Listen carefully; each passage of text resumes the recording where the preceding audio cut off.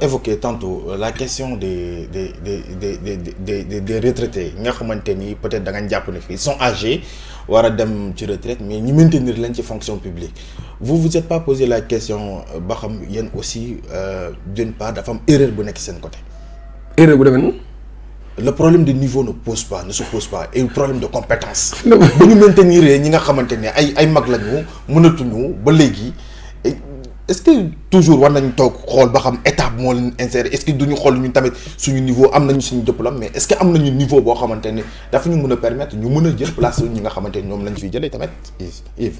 dama lay jox benn exemple bu ndaw pour avoir la certitude de ce que je dis man personnellement sama promotionnaire yi nekk dans l'administration nag de façon globale muy sécurité ak yooyu sama promotionnaire yi fi nekk xam ne ñoo bokk lu ñu jàng ma ak ñoom ñi dugg ñëpp. Ils sont les meilleurs là où ils sont. Le problème se situe pas là-bas. L'expérience, on la crée. Non, je parle pas de professionnel d'abord. Non. Exemple là, aujourd'hui, tu es le coordinateur du groupement des diplômés sans emploi. Alors, tu parles au nom de tous les... Je parle de tout le monde. C'est pour te donner quelque chose de concret. Xam nga yow yaa wax waxi niveau ak waxi formation ñoo xam ne maa ngi ñoom ñoo jàngandoo ñoo bokk lu ñu jàng ñoo defandoo même examen ñoo traité les mêmes sujets yaa ngi dégg am les mêmes diplômes ñooñu tey ñi jot dugg ñoom ñëpp ils sont incontournables là où ils sont. Le problème de niveau, c'est un faux débat. Non, Yves. Tu pars à l'université aujourd'hui, tu as le micro à étudiants, les français, mais ce niveau-là, fait qu'il faut c'est global. Mais il y a des ministres qui font. Il y a d'autres autorités qui font. Mais est-ce qu'il y a non, c'est pas un problème. Non, est-ce que c'est pas un problème? C'est pas un problème. On va commencer par le sommet et aller vers le bas. Si on doit nettoyer, si tu principe nettoyer, commencer par non, je ne demande pas à ce que nous nettoyions, mais quand même, nous savons aussi que les diplômés sans emploi, nous avons un côté, un problème. Problème de compétence. Le problème ne se pose pas là-bas. Yo, tu soulignes tantôt les ministres qui ont des fautes. Est-ce que tu as parlé des enseignants. Tu as dit, c'est normal. Le niveau de l'éducation, il a ajouté. Le niveau a ajouté. Parce que quand on dit les élèves n'étudient pas comme il faut, combien de temps on est en grève? Combien de temps on est en grève? Imaginez les élèves de 6e maternelle. Ils grève. Quand on aurait même maternelle. C'est normal que moi, problème. Mais sauf que il faut que c'est angle donc il y a une solution. Les médecins que nous avons là, ils sont compétents. Sur les hôpitaux, ils sont gardés. C'est pas les autres qui soignent. Ce sont les médecins là, qui sont fraîchement université dans les hôpitaux. Dans l'hôpital Bodem, un médecin, va dans les cabinets.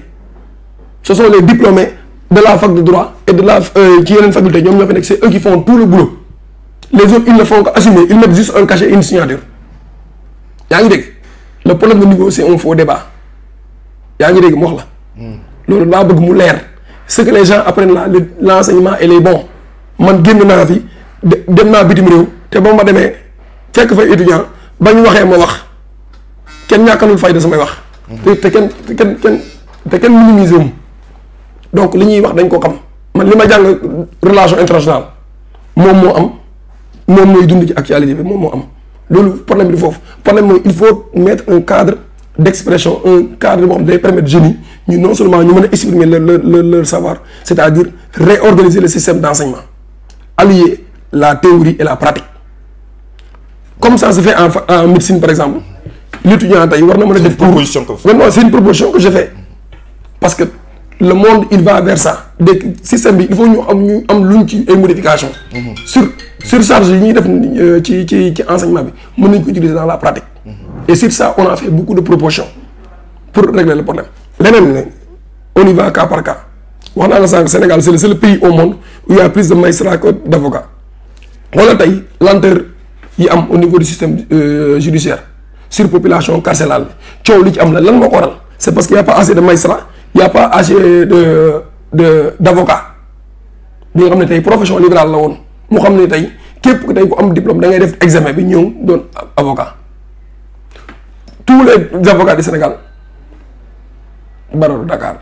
Alors que faut cours d'appel am barreau.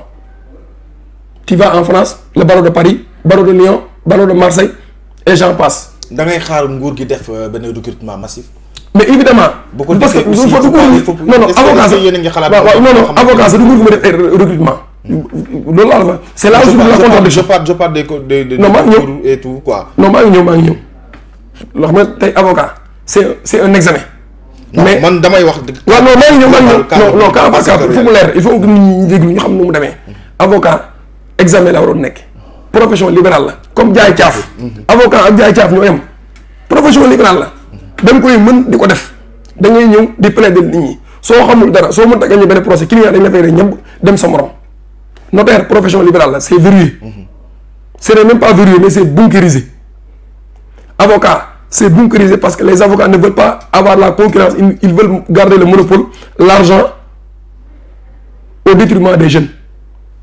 Soo demee dans les autres pays tey ku nekk docteur en droit tu fais un stage de 6 mois tu es avocat soo nekkee professeur d'université tu es avocat d'office. maa ngi ñëw pharmacie maa ngi ñëw. c'est un peu contradictoire ndax mag ñooñu ngeen di wax.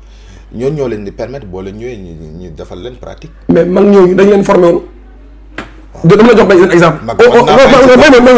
mag naa bàyyi ci mag kenn waxul mag ñu jëlee ko ci réew mi kenn waxul loolu de. mag day mag day orienté. mais mag du dem au front. jeune mooy dem au front. jeune mooy liggéey. mag day toog ne ko nii ak nii ba lii amee nii ak nii lañ defoon. et la patience des jeunes. la patience mais jeune bu soobee 5 ans 6 ans 10 ans nga am patience jeune bu soobee ba màgget nga am ko patience. lu muy patienté ak lu muy xaar da ngay bàyyi ba mu war a dee nga ñu doo ko ñëw jox liggéey c'est de cela que les gens ont besoin. Tous les grands changements dans le monde ils ont été entamés par des jeunes. Un jeune c'est lui qui peut apporter des changements. Les vieux. Mais pas n'importe quel jeune. Non waxuñu évidemment. Pas n'importe quel. En tout cas ñun dans notre association il y a pas n'importe quel jeune. Jeunes qui sont voués au non ñun dans notre association. qui ont la compétence. waaw association man que je dirige man ces jeunes là nekkuñu fi jeune bu am master en droit. amul kenn ku muy envie bi autorité bi kenn ku mu toogal nga xam ne di nga ko jox cër parce que formation cursus bi ñu am un médecin tey bu am 7 ans 8 ans la fac de médecine boobu jeune la ñemoo taxaw di ko naan di ko wax lakki daadaa un jeune tey bu nekk ingénieur en aquaculture doo ñëw taxaw di ko lakki daadaa la formation est là le niveau est là la qualification est là mais les gens verrouillent les professions libérales sont verrouillées par des lobbies et les emplois publics sont verrouillés par les politiciens xam ne dañ koy jox seen nit même su remplir critères yi jox même s'il n'a pas le niveau pour occuper des postes da nga koy gis nga lenteur administrative yi am information administrative bi nekk dans la rue parce que on prend des gens yoo amuñ benn vertu amuñu vécu jànguñu ba lañ war a jànguñu ko lañ war a xam xamuñu information interne xamuñ information bu war a dem ci réseaux sociaux xamuñ information